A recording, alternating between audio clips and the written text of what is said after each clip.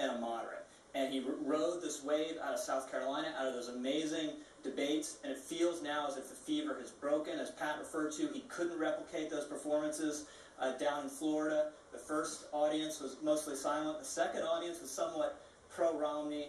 He felt tired.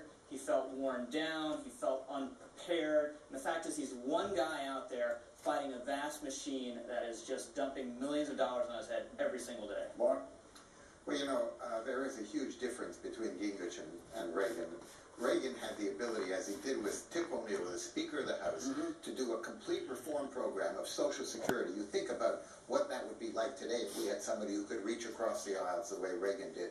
This is not Gingrich. Gingrich does not reach across the aisle. He's throwing, you know, fire and water and everything else at the other people, including within his own party. So he's more destructive. Reagan was not destructive in that way. Yeah, so I think they're not comparable. But he actually did reach across the aisle and worked with Bill Clinton when he was Speaker. And so I think you have to give him credit for that. Big deal on Social Security. But he's not sunny like Reagan. Reagan had a sunny, optimistic personality. Newt has big ideas, and some of them I like, and I like the fact that he thinks we ought to inspire young people to get interested in math and science and all of that. And Romney's been making fun of him. But there's just so many ways you can attack Newt Gingrich. It's just, he's a walking target. Well, you get close to his core and his substance, and he's basically a center-right guy like Mitt Romney. It's his style and his affect and his tone where he has this fearsome partisan I don't think he has a core. I don't think he has a fundamental ideological and political core. I think, look, he moves. He was a Rockefeller Republican. He comes up. I remember meeting him in '78 when he came to town. You know, he's knocking Reagan. Listen, let me tell you about the South Africa sanctions bill. Reagan believed that sanctions on South Africa would cripple the economy that the Africans would inherit. So it was a tough decision. Reagan vetoed it, and he scored points off us by, you know, voting for the sanctions and doing that. I don't think he has an ideological core. I think you see him trying to lift it to another and another, and the Republican Party, because it is conservative, he's mostly there. You'll be talking about Mitt Romney.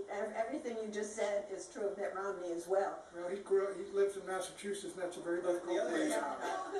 About that speech on the contras that we opened the show with, it's a criticism from the right, but it's mostly a criticism from above. It is Newt Gingrich saying, I'm smarter than everyone else in this town, including Ronald Reagan. I can't find any difficulty with any of these views.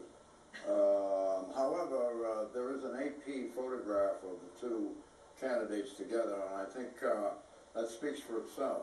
I mean, there is Gingrich smiling at Romney, and they're greeting each other, and that's the American way. It's like Corleone's way.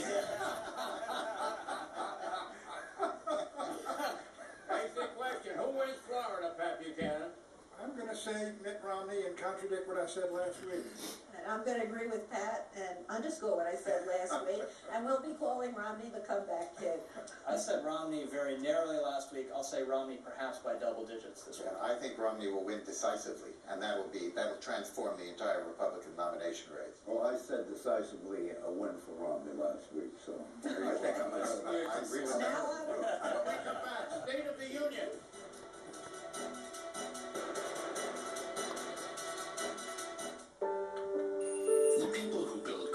Don't sign them.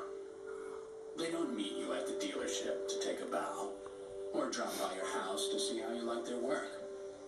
But the quality of any car has a lot to do with the quality of the people who build it. So Toyota put their newest plant in Blue Springs, Mississippi. Mostly because the folks here are passionate about building better cars.